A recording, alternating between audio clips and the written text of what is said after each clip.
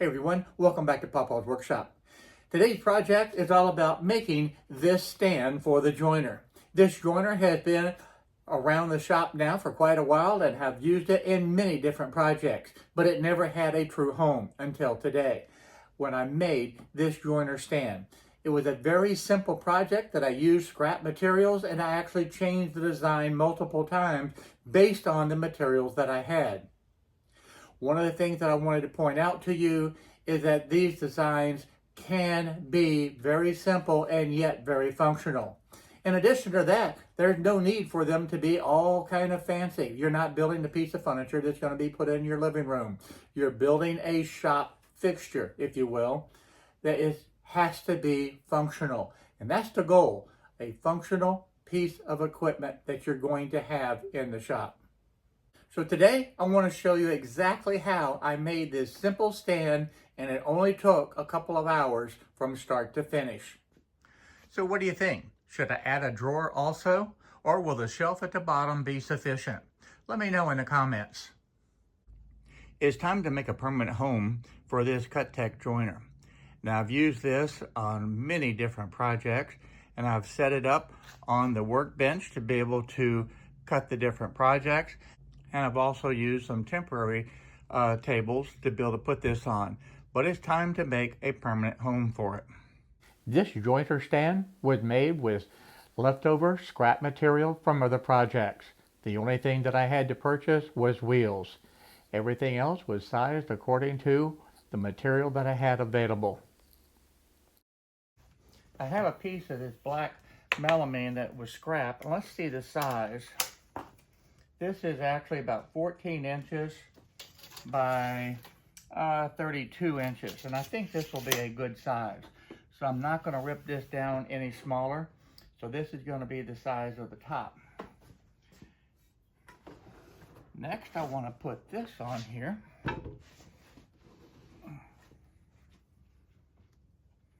Now I'm going to center this, mark the holes, and get this set up exactly where I want it. So that's 6.5 now.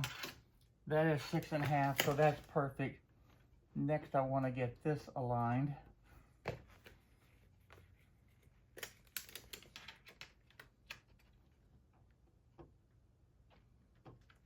that's 1 inch. That's 1 inch. Is that where I want it? I want to use a white pencil to mark the holes, because it's going to be much easier to be able to see using the white pencil versus using a regular pencil with the graphite lead. After marking the location of the holes, I can move the joiner out of the way, and then I'm going to drill these holes. It's going to be a lot easier to do it now than to wait till the whole cart is completely built. It's nice having all these organized. So now I know exactly where to go to find my 1/4-20 nuts, and I have these for bolts. Now these are still a little bit of a mixture, but these will work just fine. These are 2 inches long, and that's what I'm going to need for this project. I'm also going to use the flat washers, and of course I pulled out for the nuts that I'm going to need. So that's going to be the hardware for this portion of it. With the holes identified, I'm going to take the awl and mark the center of the hole and just tap with the hammer to make a small indentation. This will prevent the drill bit from wandering. I want to make sure that that hole is drilled exactly where it needs to be. Otherwise, it will not properly align with the joiner, and that will cause all types of problems. So this, by tapping that little small hole, will be able to keep the drill bit exactly where it needs to be to drill that perfect hole into this melamine. To prevent the tear out when I use the drill going through this melamine, I'm going to use 2 scrap 2x4s as a backing, and that'll also protect the workbench. I'll use that little small pilot hole that I made with the awl to be able to guide the drill bit, and I can easily drill all 4 holes into this material. Please remember to use that awl to make that little small indentation. That makes such a difference on being able to have an accurate hole drilled to be able to have it marked exactly where it needs to be. There is really no room for error in this. If these holes are not aligned correctly, that bolt is not going to go through and into the base of that joiner. So please remember to do that. It also saves a lot of time because there's still guesswork. Now the drill bit that I use is just a 17/64. It's just a little bit larger than the 1/4 inch. And that'll give just a little bit of room to make it where the 1/4 inch screw will slip in easily. The next step is to be able to cut the material to create the ribbon that will go around the black melamine. Now I have 2 long strips that are sitting there on the table saw. They were actually 2 different widths. If I remember correctly, it was roughly 3 inches. Doesn't really matter. I took the wider one and cut it down to the same width as that smaller one. And then for the 2 end pieces, I took this little scrap, which is a little bit longer than necessary, and cut it down to the same dimension. Hopefully, as you see me build this project, you can understand that it doesn't have to be the exact science. We're not making a piece of furniture that's going to go into your living room. This is a shop piece of furniture that is going to get a lot of heavy use, and it does not have to be designed with all the different fancy whatever. You can make it very simple and utilize a lot of the scrap material. There's also no set dimensions that you have to be able to follow. So if you have one thought where you want it a little bit wider but your materials are going to be a little narrower, or vice versa, that's okay. It'll work just fine. Using a couple of clamps in this batter with this 90-degree angle makes it where it creates an extra set of hands, and I don't have to worry about this melamine falling over while I'm putting on this ribbon. To start the assembly, I'm going to be using glue. Now this is just regular wood glue that I'm going to be using. And in addition to that, I'm going to secure it with an 18 gauge 1¼ inch staple. That will provide a lot of strength to this table. Off camera, I cut this ribbon down to the proper size. Now originally, I wanted to be able to use this with a 45-degree angle on the end. Unfortunately, these strips were not long enough. But again, that's okay. I just went ahead and cut them at a regular 90 degrees, and I can just use a butt joint. It won't look quite as nice, but here again, it's in the shop. It really doesn't matter. So after having the one side on, I'll just flip it over and I'll put the other long side on. Now at this point, it stands up on its own, so that makes it a whole lot easier. I don't even have to clamp it. But I just want to double check the length, and that's going to be perfect. So I'll add the glue and staple this one on. With the 2 long sides done, all I need to do now is just finish up and put the ends on. Now I'm not even going to measure this. I'm going to take those 2 pieces that I cut at the table saw to the proper width, and I'm just going to put them down onto the tabletop itself, take a pencil, and mark the length. I'll cut these 2 pieces at the miter saw, and then I'm back adding the glue, and I'll just staple them on. Of course, there's a lot of different ways that this would be done, but this is probably the simplest way to be able to do it. And I'm making sure that it is flush at the top with the black melamine, and then just staple it in.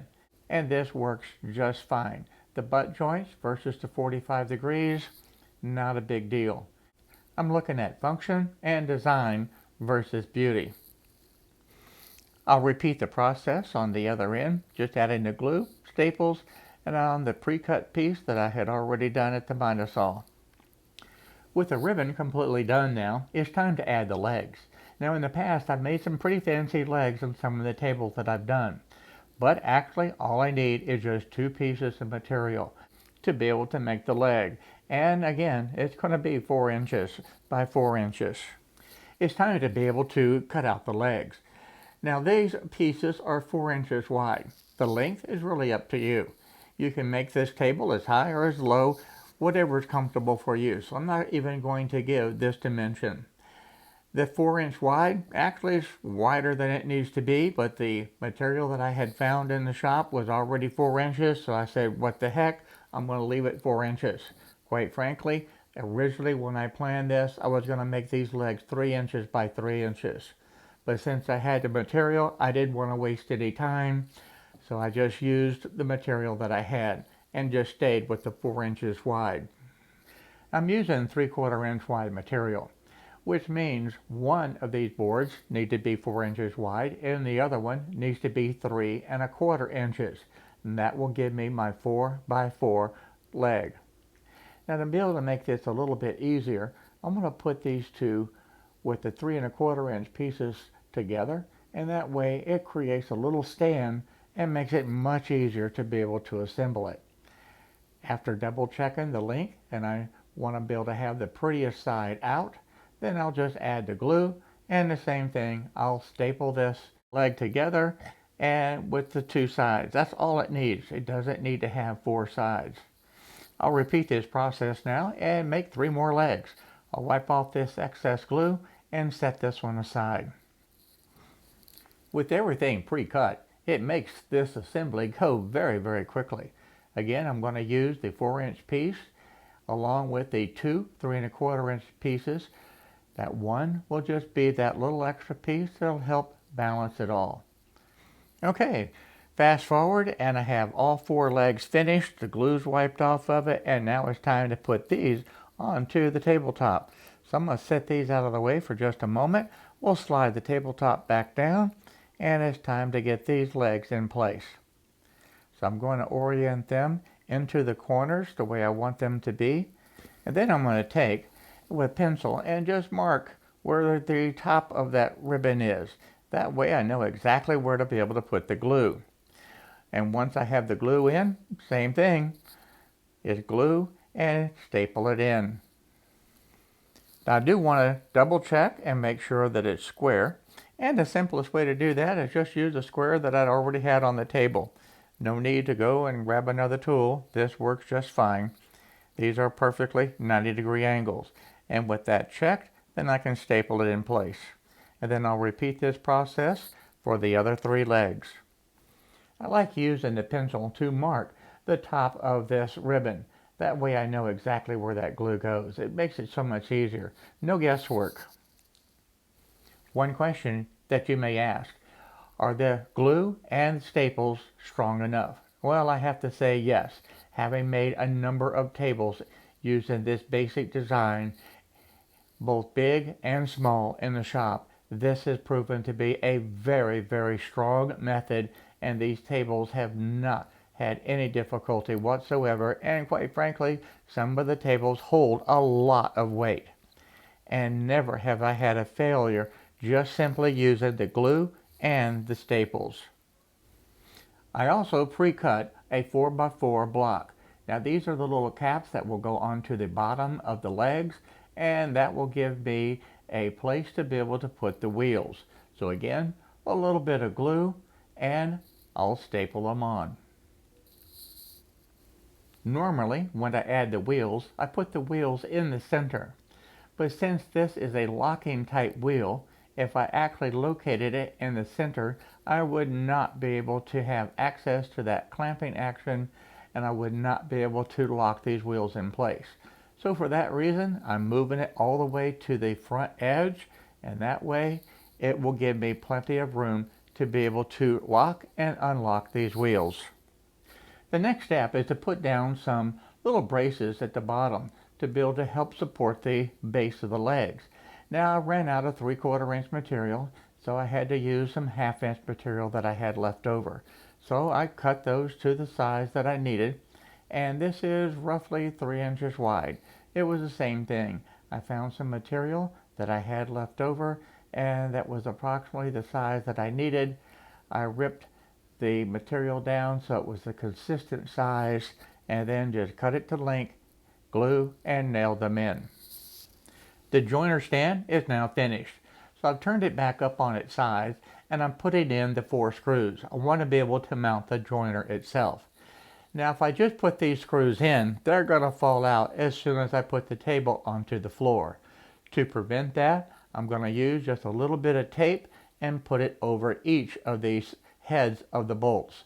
That way it'll firmly hold it in place. And it's not going to be dropping out onto the floor. It's time to place the joiner onto this stand now. All 4 screws are in place. They're straight up and down, so the joiner should just drop right in place. And actually, yes, it did. I didn't catch it on the camera. I thought the camera was recording, and it was not. So I apologize for that. But at any rate, the joiner went right into place. The bolts are there, and I just placed the washer and the nut onto the end of the bolt. I rotated the machine around so that I could have access to all four sides. I put the washer and the nuts onto each of these bolts. That way, they're hand tight, and I know that that bolt is not going to fall through. Even with that tape on, what would happen if the tape came loose? Yeah, it'd fall on the floor. I don't want that to happen. This way, with the washer on and the nuts hand tightened, I know that that's not going to happen. All that's left to do is to take the wrench and tighten these nuts. The tape holds the bolts in place, and it makes it where tightening this up is a breeze. Using the tape to hold the bolts in place was an excellent idea. It worked actually better than I had expected. Well, the joiner stand is all finished. I even had an afterthought and decided to make a shelf down at the bottom, and I found some pieces of plywood that I could cut and just drop in place, and of course glued and nailed them in. That way I don't have to worry about them sliding. So thanks a lot for watching this video today. I hope you was able to learn some tips and tricks that I showed you going throughout this video. If you like this video, please, by all means, give me a thumbs up. Don't forget to subscribe right down there below, and I look forward to seeing you in the next video. Now, I want to give you a sneak peek into the next video. It's going to be very unique. Now, oftentimes I have shown how to take an old set of cabinets and get rid of the shelves and put in drawers. That in itself is not the unusual part. The unusual part is how I'm going to design it. This is going to be designed totally different than anything I've ever seen on YouTube, and I think it's going to work out great. It also makes it where the entire drawer and the whole system is built right here in the shop, and it drops in place into the cabinet. It should be a very interesting build, and I know you're not going to want to miss this unique idea of how to be able to do this transition from having the open door shelves to having full functional drawers in your kitchen cabinet. So again, thanks a lot for watching this video. I look forward to seeing you real soon in the next one. So bye-bye, everyone.